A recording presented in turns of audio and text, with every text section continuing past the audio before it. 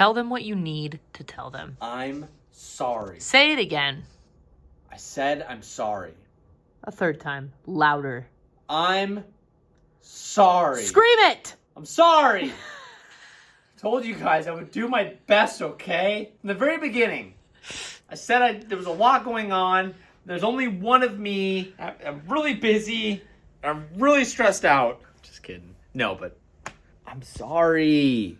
I'm sorry. I shouldn't keep saying it. I'm sorry. It's like when you do something, your girlfriend tells you to do something and then you forgot to do it and you're like, I'm sorry. And they go, you're not sorry, you're just saying that. And I'm like, no. I don't know what you're talking about. You always do what I ask you. Don't. This is a face roller, everyone. This is a face roller for defining the face. Why do girls do that? The Amazon driver came in and it was just sitting on the desk and he dropped off a package and I was like, oh. Little sus. Little sus. Serena says I'm not allowed to use it on my face. Please don't use it. You're going to get it all germs. I want to use it. No. I want to sculpt my face. Your face is already sculpted. The Skinny Confidential. What the fuck? Skinny Confidential. If you know, you know. All right, you guys. I'm sorry. Okay? I missed 2 uploads. 2? Sabrina. I only missed 1. It was 2. Failure. It was 2. Failure. Truth be told, there's just been so much going on, and I filmed 2 days in a row for the main channel, and I wasn't able to do both. I started it, but couldn't finish it, and got overwhelmed, and I'm doing the best that I can. I have some footage from another day ago that I'm gonna put after this, but from here we're gonna be up to date. We're gonna be caught back up. But I haven't showed you guys this yet, so I want to show it to you. So this is like our spare awkward room that Twan just keeps his fucking car parts in. Sorry, my bad. It's my bad. It's my fault. It's my bad. My bad. Anyways. And it literally just, we need to get, if anyone knows of a tripod organization wall hanger, link it down below. Your boy needs help. Look at all these stupid tripods and lights that we have. And additionally, we always had a bunch of race gear just sitting on the floor. And I finally was like, you know what? I'm going to try to order something. And there's really nothing out there that exists for like organizing race gear. So I was looking at like, I was almost going to get like a locker setup. And then I didn't do that. And then I found this on like Wayfair for like $200. We like modified it a little bit so it was more open, but check it out. Really cool. Race bag, nothing new. But each stall I can hang suits on. So I have a spare suit here. I have a spare suit. This is another spare suit. And then I have 2 more suits that I also use that are both at the dry cleaners. But when those are back, I'll be able to hang those up. I have all my spare gloves, my baklava, spare gloves, new gloves, branded gloves, Simpson gloves, all the good stuff. I have old crusty pair of shoes, new Simpson shoes. And then on the top, I keep all my race comms. So we have 2 different race communication bags for 2 different chassis. They both kind of use a different plug-in system, which wasn't done by design, that was done by error. So when I use like the 350, we use this bag, and when we use the A90, we use this bag, and here's like spare stuff with it. But I'm the only geek that likes organizing things like this, but it's just so cool because all this stuff was just living on the floor, and now it's not. And we have my 2 retired Sparco helmets because Stilo and Simpson all the way, and we're working with them next year, so I'm really hyped on that. So I'll probably eventually like maybe give these to friends. I don't know what I'll do with these, but I don't wear these helmets anymore. We just use that one, and then I got my Stilo bag there. So pretty trick, if I do say so myself. I like don't realize that this is in here, so when I like walk in here every day, I see this big thing and it kind of scares me because I'm not used to it yet. So that's all sick. I really like that. Also, I want to give a little shout out to everybody who did end up going to thehuntingcompany.com to get entered to win the 300 Mustang, because every $1 spent will get you 1 entry. But you guys have been seeing me talk about this promotional thing of where if you spend $20 or more, you get a free Meguiar's little care package in it. That's co-branded with Hunting Co., which is super sick. We had, I think it was like 700 was what the number was. We had 700 of these made, and you guys sold them out in like under 2 days. What? That was crazy. So if you got in on that, awesome. Congratulations. You get that for free. Plus, you got at least 20 entries to win if you did more than $20. So that's really cool. We're chugging away on finishing out packing all of those. We should probably get all like 500 to 700 of those out tomorrow. So you guys should get that before the holidays, which is super sick. I think we already had a pickup today. Both of our crates are empty. As you can see, whenever you see any of this stuff, that's because we literally will pack the orders, throw these in these, and the big mail trucks come and pick them up and take them away. But we usually, there's a lot in here. We will fill these up on the daily and ship them out. So it's really cool to see that. I've been, this past weekend I was gone because I was filming 3 different videos, which you will all see on the main channel, which is super rad. But we're gonna have some new stuff coming to the website. Probably in like beginning of this week. We're on Monday, probably like Wednesday or so. We have our Valvoline collab coming out, which we do one every single year. And this year is really cool. I really like what we did. And it's one t-shirt you guys have seen and then a bunch of new stuff. So that will come out very, very soon, which I'm stoked on. Now that you guys are kind of caught up, we're gonna rewind back to 2 days ago. When I was here at the shop, I was so behind on filming for clips. I was like, hey, Sabrina, can you film some stuff? And while I was stuck here filming the videos for the main channel, everyone was out golfing. All right, everyone. TJ's having a late day at the office. And by late, I mean it's like 5 p.m. out here. Shh, I'm talking. Stop. Me and Nate are taking over. That's it. Okay. We're here at our local swing spot where Nate and I have been trying to become the next Bryson DeChambeau. No, you're that actual Asian golfer that is viral on social media. Insert racist meme here. We're going to get warmed up here. We're going to start stretching. I'm swinging a 6. I want everyone to know I'm a noob. Oh yeah, Nate sucks at golf. Kevin's getting there. It's getting pretty good. I'm Amazing. Okay. At golf. Let's get a clip of that. My favorite. Yeah. My favorite club, the 9-iron. Nice trusty girl here. 9 Kev, iron. what are you going for? I won't hold on. But I'm working on my driver. Kev, what are you eating right there? Both 9 guys. I mean, I should. Can I have a bite of that? Yeah. Whoa. Clip it. I just bit my tongue, you motherfucker. You are an shoved it in asshole. yourself. You are an asshole. Okay, Kevin's a jerk, everyone. You shoved it in. I just put it out. Dude, have you ever had Snickers ice cream? Yeah. They have it in there. They do? I don't know what the hell kind of stretch that is, but it's something. It simulates a swing. That's the most you're gonna see his hips move all day. That's true. Alright, first swing. You want to get your white jumper dirty. Oh no, I got cock-a-doodie on me. What is that? Cock-a-doodie. That's what my mom used to call it. Yep. Friday the 13th. It is. And that's a full moon out. Yeah, that's us. Kev. A warm-up swing, eh, bud? Hey, not bad. You took like a giant chunk of grass. Yeah. Second swing of the day for Nate. Oh, much better. Hey guys, if the boys started a golf channel, yeah, what would you call it? Dumb and Dumber Go Golfing. Jumbo and Gator Ga- golfing. All right, Kev, you got any tips for her? For her, Sabrina's gonna swing now. I've learned all I know about golf on TikTok. No, that TJ's gonna cry when he watches that clip. What clip? That he's learned all he knows about golf from TikTok. Let's be real. Oh. TJ, really good at golf. He's not a good teacher. Whoa! Okay, she made contact. That's something. I felt the dirt back here. Okay. Hey, Not not cool. bad. It's a little Not skipper. bad. Little What's she skip. swinging there? Oh, Nate. Okay, one more. Show what you're made of, kid. I lost it. I lost it in the frame. Took so much grass on that All right, Kev, bring a 6 out. It's calling your name. Kev, I'd be impressed if I saw you swing the 6 proper first try. Oh, I think that was a mega slice. Ooh, just a little pull. Not bad. Whoa. Kevin said if you hit that, he'd kiss you.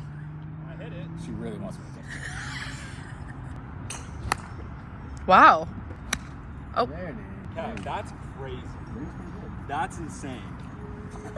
I'm so happy with that. I could leave right now.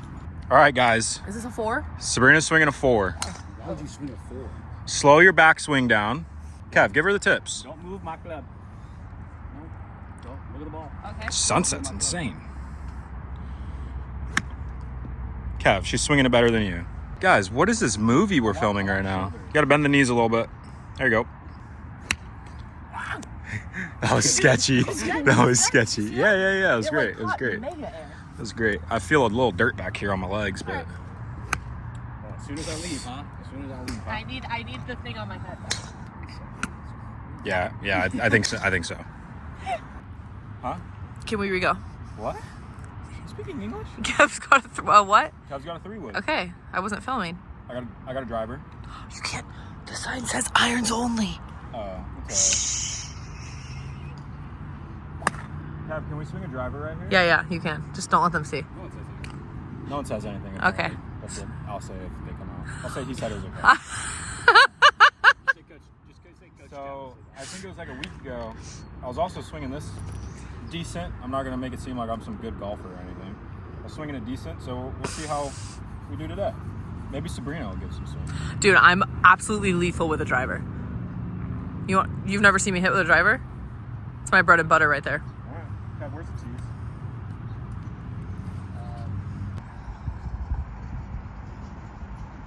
Ooh. Kev, you wearing whitey tighties?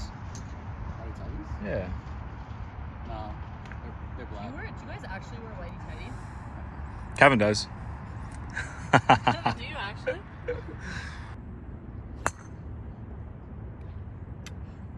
Still going. Not Do I need a tea? great. Yes. Just keep tapping into my glasses every time.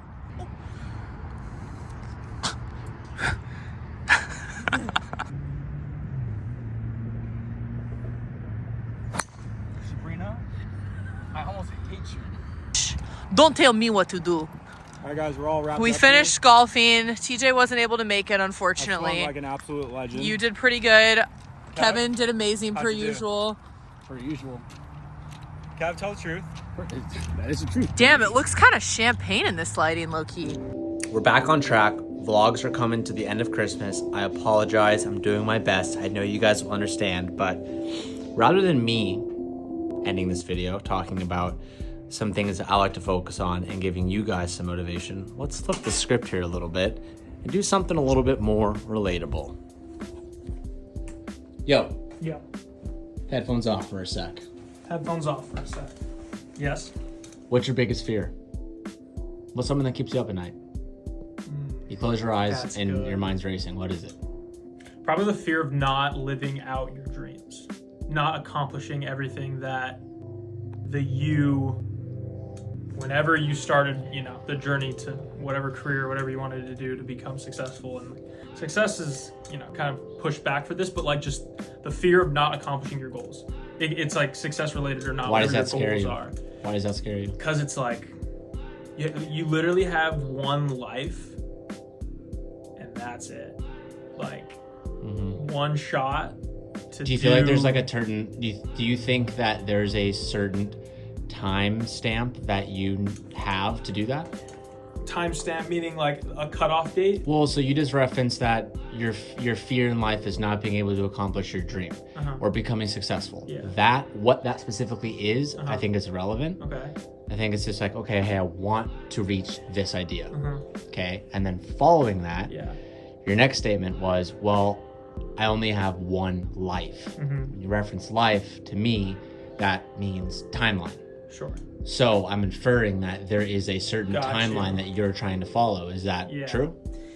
Yeah, I would say I'm so young, so that timeline, it's not like set in stone. I'm sure it'll shift a lot, but I would say like the point or the point of the timeline would probably be like when you have a family and you have kids. Because like at that moment, at least in a man's life, like right when you have like kids and a wife and a family, like at that point, most, if not all of your energy should go to that, right? Like doesn't mean you can't do both. Doesn't mean you can't do both, because a lot of people still work their ass off and have a family and do it all. But for me, like, I don't know. I feel like once I'm like an older man and I have a family, like I want to be able to like look back, and goals will always continue to pop up, but like look back at the majority of my life and be like, damn, like I did all this shit like while I was young, and like I did a lot of cool things, and did this and this and this and this, and now here's the byproduct of like, you know, my past goal accomplishing. You know what I mean? I guess if that makes sense. I don't know. It's a little Kind of. I think you're veering a little bit. Yeah. So you're old. So what is the? Give me original is what's my fear, right? Like, Mm-hmm. what's my fear in life? What's My something biggest- that gives you anxiety, keeps you up at night? I mean, another one is like dying. That's Well- scary.